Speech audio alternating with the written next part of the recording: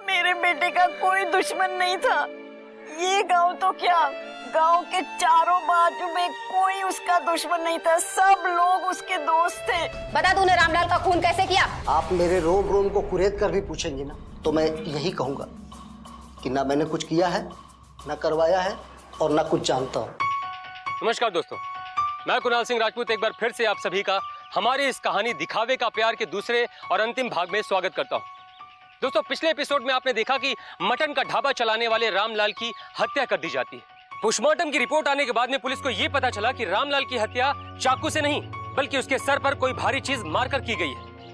Report से यह भी पता चला कि रामलाल की हत्या 24 घंटे पहले हो चुकी। इसका मतलब ये कि रामलाल की हत्या करने के बाद 24 घंटे तक उसकी लाश को कहीं और रखा गया, उसके बाद उसकी लाश को जंगल में लाकर जलाया गया। अब पुलिस इस वजह से भी कंफ्यूज थी कि अगर उसकी हत्या चाकू से नहीं हुई तो अब्दुल के चाकू को खून में डुबोकर लाश के पास रखने का क्या मतलब था। मैंने तुम्हें अब्दुल भाई और रामलाल के फोन की लिस्ट निकालने के लिए कहा था, कहाँ है वो? जी मैम, लिस्ट निकल गई है, बस चेक नहीं कर पाई हूँ, अभी लाती हूँ। ये रही मैम।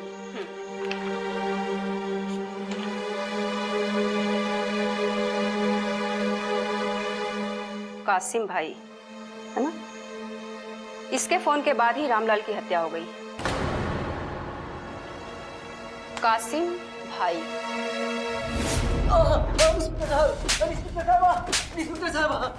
आप मेरी खुदा के मेरी बात तो सुनिए।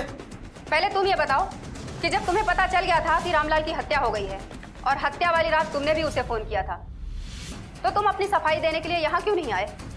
इंस्पेक्टर साहबा, ये कहाँ का रिवाज है कि मैं रात को किसी को फोन करूं और उसकी हत्या हो जाए और मुझे थाने में हाजिरी देना पड़े?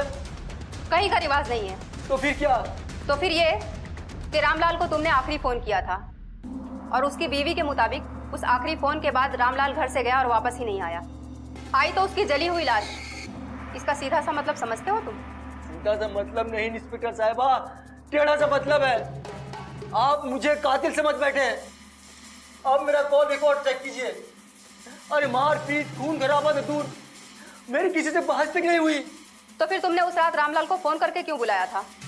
मैंने इसलिए बुलाया था कि कल रात हमारे यहाँ पार्टी थी और मीट मसाले का ऑर्डर की बात कर रहे थे। इस बात का ये देखिए, ये मेरे पास सबूत है और ये लीजिए, रामलाल की बात भी हुई हमसे। रामलाल जी, मैं कासिम भाई बोल रहा हूँ। हाँ जी भाईजान, क्या खिदमत करूँ? कल हमारे यहाँ पार्टी है, मीट मसाले का पूरा कॉन्ट्रैक्ट मैं आपको दे रहा हूँ और मेहमानों की भी इच्छा है कि मीट मसाला हो तो रामलाल जी का। ये तो आप लोगों का प्यार है, हो जाएगा जी। मैं घर पहुँचते ही राधा से कहकर आपका ऑर्डर लिखवा दूंगा। शुक्रिया शुक्रिया रामलाल जी। ये वॉइस रामलाल की ही है ना? आप चाहे तो उनकी बेगम, माँ, बच्चे इन सबको सुनाकर तसल्ली कर सकती है। जरूर तसल्ली करूंगी। फिलहाल तो एक तसल्ली मैं अभी कर लूंगी। कॉल डिटेल से इनकमिंग कॉल 8:20 और आखिरी कॉल रामलाल 8:20। आपकी बात सही है, ये लीजिए। मैं तो शुरू से कह रहा था। देखिए कासिम भाई, हम तो सबूत के आधार पर चलते हैं। रामलाल की बीवी के अनुसार उन्हें कोई फोन आया था और उसके बाद वो घर से गए तो दोबारा नहीं आए और वो आखिरी फोन आपका था। मेरी जगह पे कोई भी रहता तो आप पर ही शक जाता। तकलीफ के लिए माफी चाहती हूँ, अब आप जा सकते हैं। जी शुक्रिया।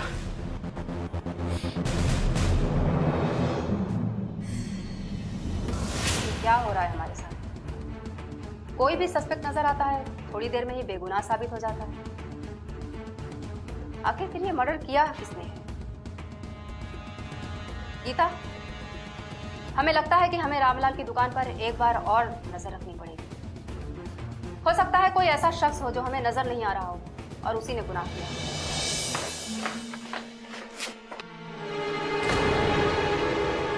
ये खून के छींटे, धब्बे। Geeta, sorry ma'am. What sorry? मैंने तुम्हें पहले भी समझाया था, इनका मीट का रेस्टोरेंट है। सॉरी, थोड़ी बहुत छींटे तो होगी। सॉरी।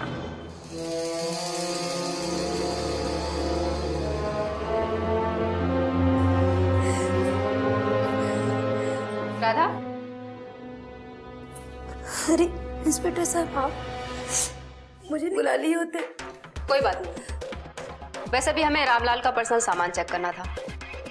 कोई भी सुराग मिलेगा तो हमें यहीं से मिलेगा, वरना गीता चेक करो तो।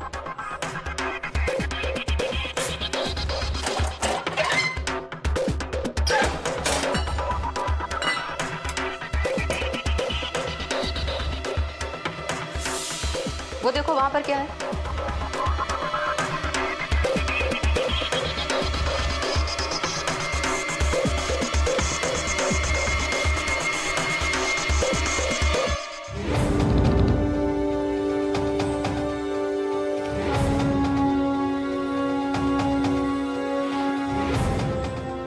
ये बैग?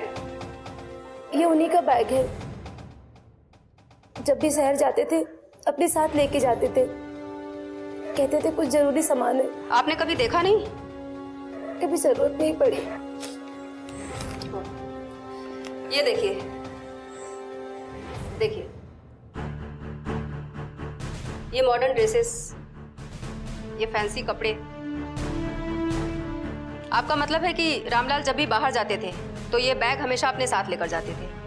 जी। कहीं ऐसा तो नहीं है कि शहर में जो नौटंकी है वहां पर आपका मीट मसाला सप्लाई होता है? जी। कहीं ऐसा तो नहीं है कि शहर की नौटंकी में काम करने वाली किसी हीरोइन से रामलाल का संबंध हो गया हो? आप ऐसे कैसे कह रही हो? आपको कातिल नहीं मिला तो उसी को फंसा रही हो जिसका कत्ल हो गया है। मेरा बेटा ऐसा था ही नहीं। माँ जी, आप शांत हो जाइए। इंस्पेक्टर साहब को अपना काम करने दीजिए। ये अपनी जगह पे सही है, आप अपनी जगह पे सही हो। इनको शर्म नहीं आती मेरे बेटे पर इल्जाम लगाते हुए? माँ जी, मैं आपके बेटे पर इल्जाम नहीं लगा रही हूँ। गीता, ये देखिए, ये कपड़े, ये देखिए, ये मॉडर्न कपड़े, ये फैंसी ड्रेसेस।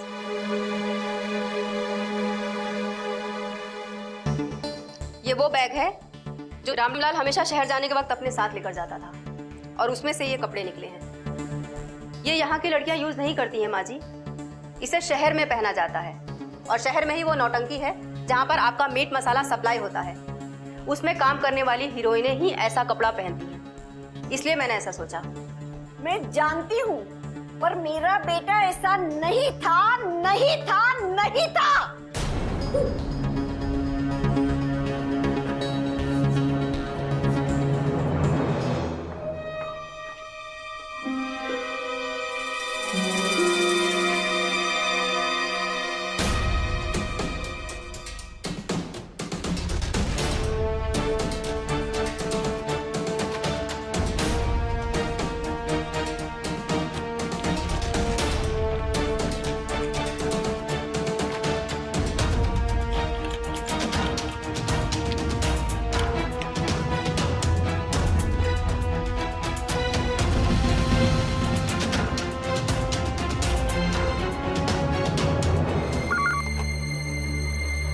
शक सही निकला। आपने जो ब्लड सैंपल दिया था वो रामलाल का ही है। चलो मेरे साथ।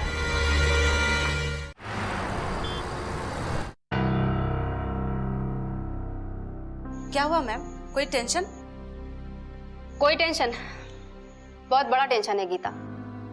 एक छोटा सा केस हम सॉल्व नहीं कर पा रहे हैं। मैम, मुझे तो एक बात समझ में नहीं आ रही है। उस दिन रामलाल के दुकान के कमरे में मैंने कहा ब्लड ही ब्लड है, लेकिन आपने ध्यान नहीं दिया। फिर उसी ब्लड को आपने लैब में टेस्ट कराने के लिए भेज दिया। ऐसा क्यों मैम? उस दिन की बात कुछ और थी, आज की बात कुछ और। आज ऐसा क्या हो गया मैम? कई बातें हो गई हैं गीता। शायद तुमने रामलाल और कासिम भाई की फोन की रिकॉर्डिंग ठीक से नहीं सुनी। लो सुनो, सुनो। ये तो आप लोगों का प्यार है। हो जाएगा जी, मैं घर पहुंचते ही राधा से कहकर आपका ऑर्डर लिखवा दूंगा। सुना तुमने? इसमें रामलाल साफ साफ कह रहा है कि मैं घर पहुंचकर राधा से आपका ऑर्डर लिखवा लूंगा। इसका मतलब वो घर पर नहीं था, और ना ही उसका ये आखिरी फोन था, बल्कि इसके बाद में उसका फोन स्विच ऑफ हो गया था। लेकिन रामलाल की फोन डिटेल्स निकालने पर यह पता चल रहा है कि उसकी लास्ट लोकेशन उसका घर है। इसका मतलब यह है कि रामलाल की हत्या उसके घर पर पहुंचने के बाद हुई।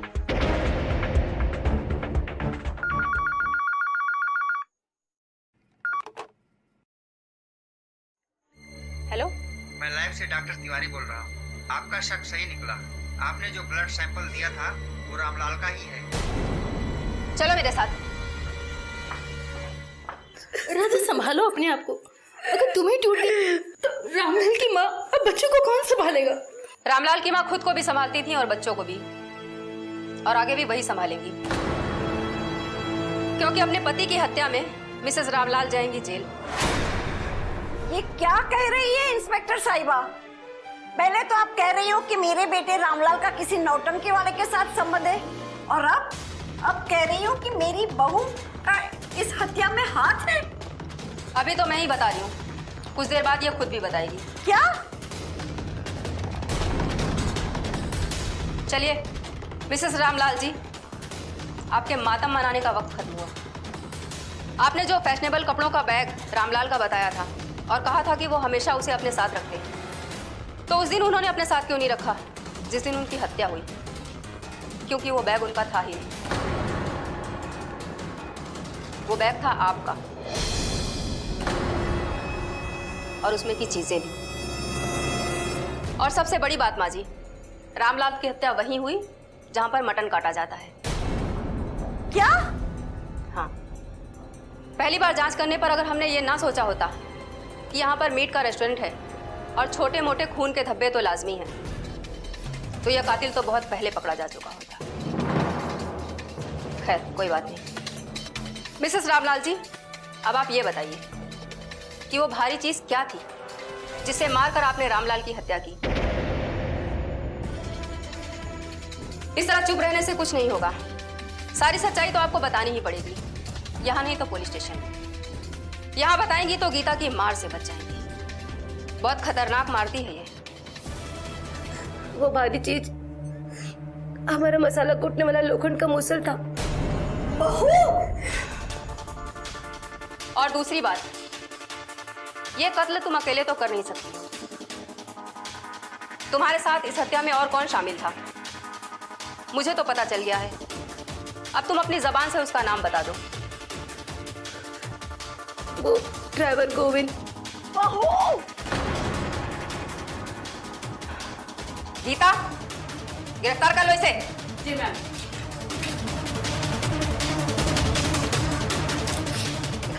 माँ जी मुझे बचा लीजिए माँ जी, मुझे बचा लीजिए माँ जी, मेरी कोई गलती नहीं माँ जी, मुझे बचा लीजिए माँ जी, मेरी कोई गलती नहीं है माँ जी, बचा लीजिए मुझे माँ जी।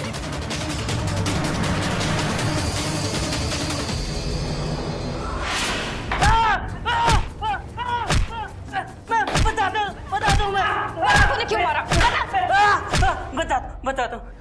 बता तूने रामलाल का खून क्यों किया?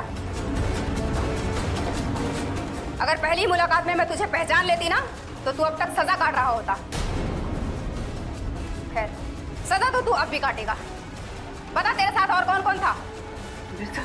मेरे साथ प्रकाश और दीपक थे। इस गिरफ्तारी से रामलाल का परिवार ही नहीं बल्कि गांव का हर परिवार सन्न रह गया था। एक पत्नी जो अपने पति को दिलो जान से चाहती थी, आखिर ऐसा क्या हो गया जिसकी वजह से उसे अपने पति का खून करना पड़ा? रामलाल जो कि अपनी पत्नी और अपने परिवार को दिलो जान से चाहता था, लेकिन उसकी ये सादगी उसकी पत्नी को पसंद नहीं आई। उसे तो बात बात पर गिफ्ट देने वाला और घूमने फिराने वाला हस्बैंड चाहिए था।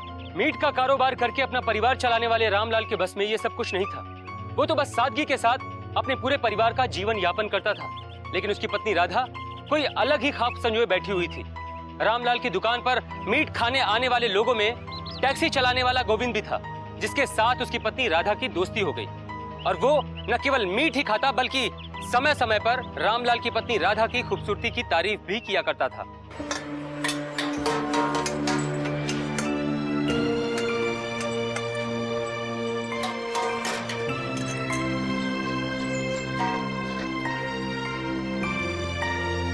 वाह भाभी, बहुत स्वादिष्ट है। आपके हाथों में तो जादू है। मेरे लोग तो कहते हैं आपके भैया के हाथों में जादू है।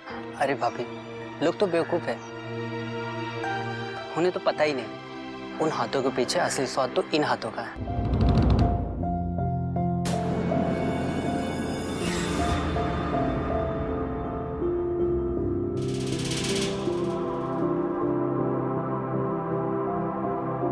राधा, अरे थोड़ा प्याज काट दो ना भैया के। क्या यार ये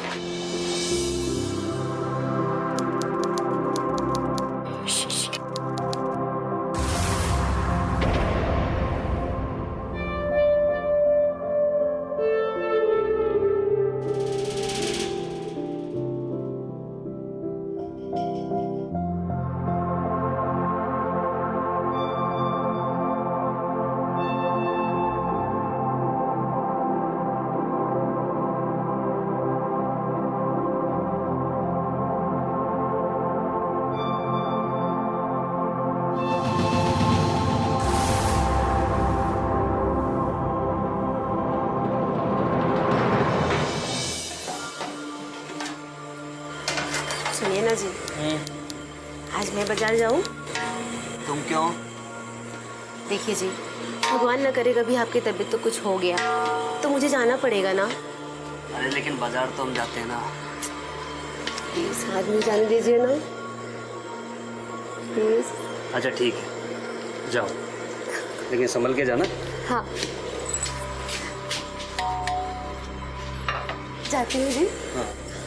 अच्छा सुनो, थोड़ा जल्दी आना। हाँ हाँ।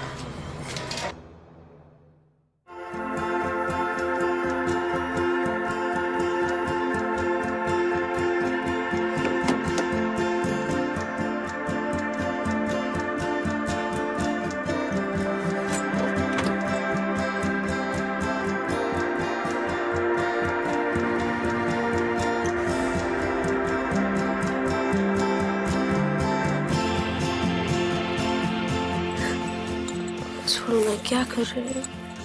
टैक्सी में बैठ के जवान लड़के लड़कियां ऐसे तो करते हैं। खैर, रामलाल के साथ रहते रहते लगता है तुम्हारी जवानी खत्म हो गई। ऐसा मत कहो, जवानी तो अभी भी कुट कुट के भरी है। अच्छा, मुझे तो लगा मसाला कूटने में तुम्हारी जवानी खत्म हो गई।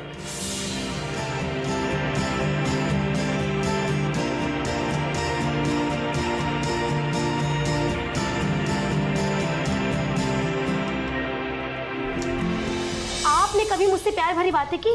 कहीं घूमने लेके गए? नहीं गए। रोज सुबह 6 बजे उठ के रात के 12 बजे तक वही मुर्गी वही बकरी। प्यार में सावधान।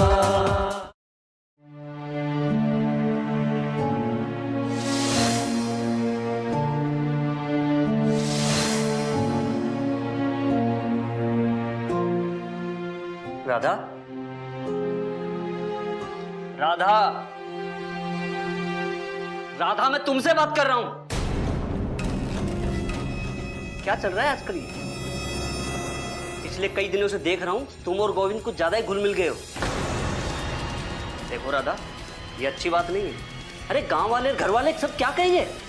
क्या कहेंगे? हाँ, आपने कभी मुझसे प्यार भरी बातें की? कहीं घूमने लेके गए? नहीं गए, है ना? रोज सुबह 6 बजे उठ के रात के 12 बजे तक वही मुर्गी वही बकरी। ये भी कोई जिंदगी है? हाँ, जिंदगी जीना है ना तो गोविंद से सीखिए, ठीक है?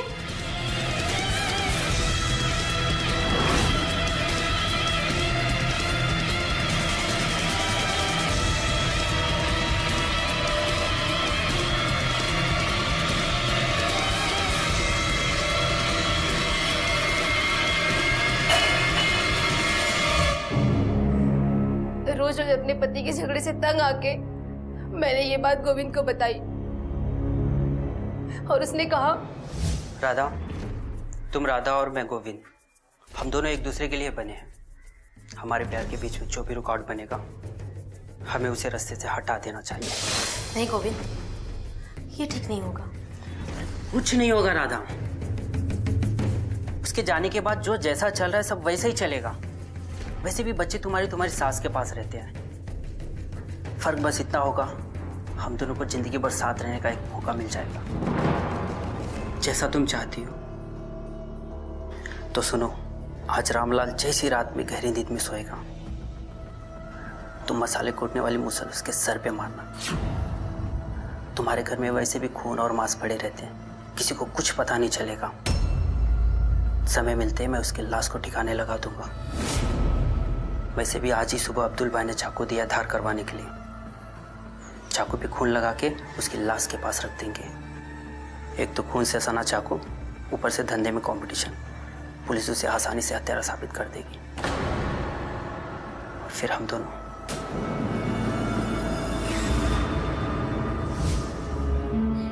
और मैंने वैसा ही किया जैसे कि गोविंद ने कहा था।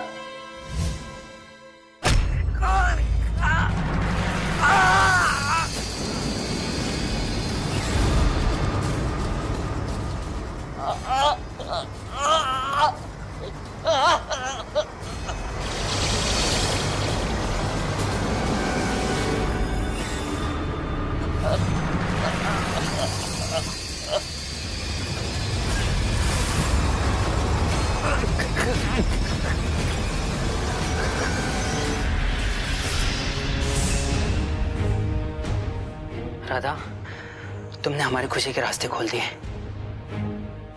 तुम चिंता मत करो, मेरे 2 दोस्त आए हैं, उनकी सहायता से मैं इसे दूर जंगल में ले जाके आग के हवाले कर दूंगा।